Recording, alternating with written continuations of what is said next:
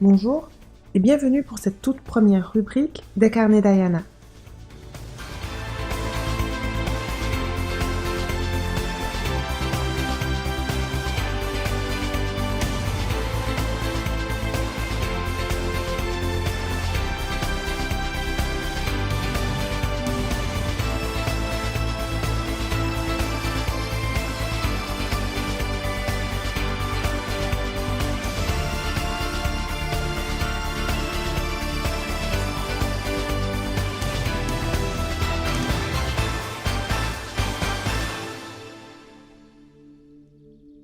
Aujourd'hui, dans ce carnet, je vais parler de tout ce qui concerne les troubles anxieux. Mais avant de parler de pathologie mentale, il est important de savoir ce que c'est que l'anxiété.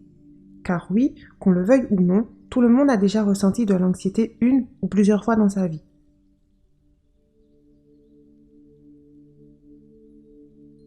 L'anxiété, c'est une sensation d'angoisse, une sensation d'inquiétude qui est présente chez tous les êtres humains. En gros, c'est un mécanisme qui est inné et qui est naturellement intégré en nous depuis notre naissance. À l'origine, l'anxiété permettait à nos ancêtres préhistoriques d'éviter un danger ou alors d'anticiper une situation qui pouvait être dangereuse pour eux du fait qu'ils vivaient dans un milieu hostile. On peut se demander pourquoi aujourd'hui encore, l'être humain ressent toujours de l'anxiété alors qu'il ne vit plus du tout dans un milieu qui est dit hostile. Eh bien, tout simplement parce que la fonction première de l'anxiété, c'est la survie.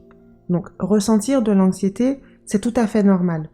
Par contre, il faut être très vigilant car cette normalité peut vite se transformer en négativité et devenir un problème si l'anxiété devient chronique, pathologique, excessive et irrationnelle. Mais surtout si elle affecte la qualité de vie. Et quand on arrive à ce stade, on parlera alors de troubles anxieux.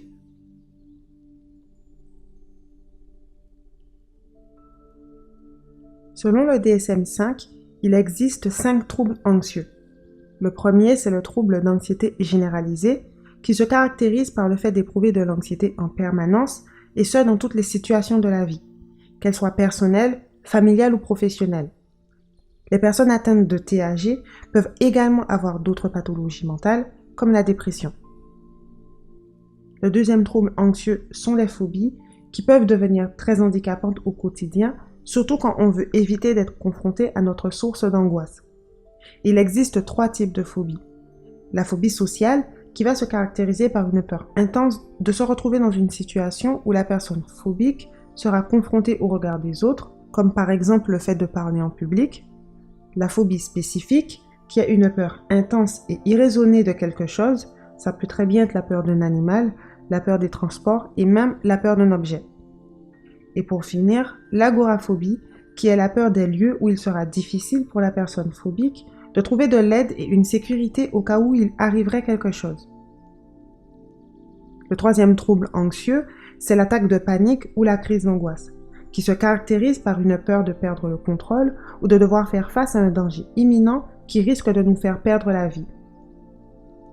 Lors d'une attaque de panique ou d'une crise d'angoisse, la personne va ressentir des symptômes physiques tels que des palpitations, des sueurs froides ou encore une difficulté à respirer.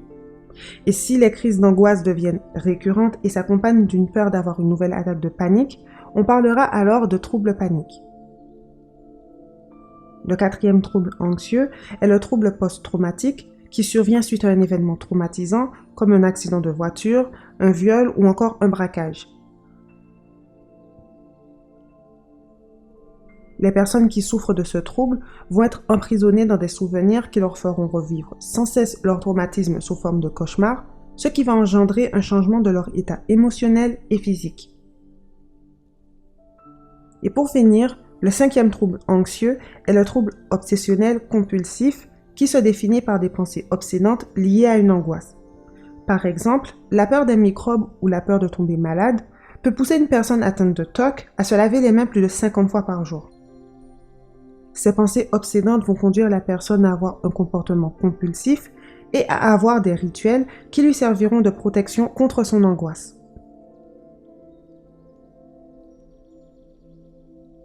Au quotidien, les personnes qui souffrent de troubles anxieux peuvent ressentir divers symptômes physiques et psychologiques qui peuvent être très handicapants, tels que la fatigue due à des troubles du sommeil, des nausées, des maux de tête, des palpitations cardiaques, un sentiment d'inquiétude constant, également des douleurs abdominales ou encore une peur intense de mourir.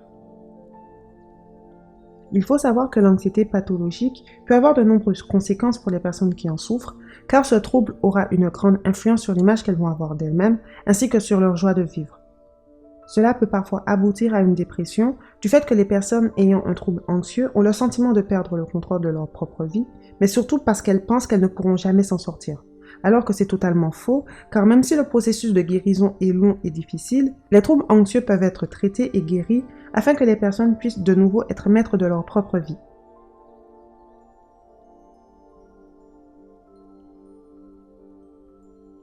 Certaines personnes vont, pour diminuer leur anxiété, consommer des herbes aromatiques sous forme de tisane, telles que le tilleul ou la mélisse. Elles peuvent également pratiquer de la méditation ou la relaxation pour faire diminuer leur anxiété. Mais la forme la plus efficace reste quand même la thérapie, car déjà, seul un professionnel de santé pourra confirmer si oui ou non vous souffrez de troubles anxieux, mais également parce que grâce à la thérapie cognitivo-comportementale, les personnes anxieuses vont apprendre à transformer leurs pensées et leurs comportements négatifs par des comportements et des pensées positifs. Le thérapeute va aussi les aider à comprendre d'où viennent les constructions négatives qui mènent à leur anxiété, pour par la suite entamer l'apprentissage de techniques qui vont leur permettre de contrôler leur crise et ainsi de réduire leur anxiété. Et si nécessaire, en plus des séances de thérapie, la prise de médicaments comme des antidépresseurs ou des anxiolytiques peuvent être prescrits aux personnes souffrant de troubles anxieux pour rétablir l'équilibre chimique du cerveau et diminuer les symptômes de l'anxiété.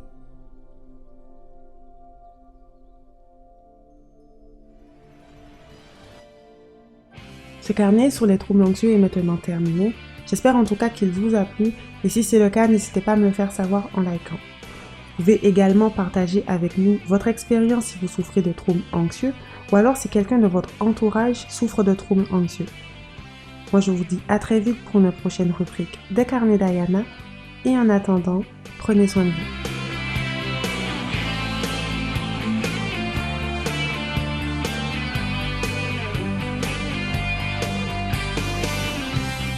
Yes, I know.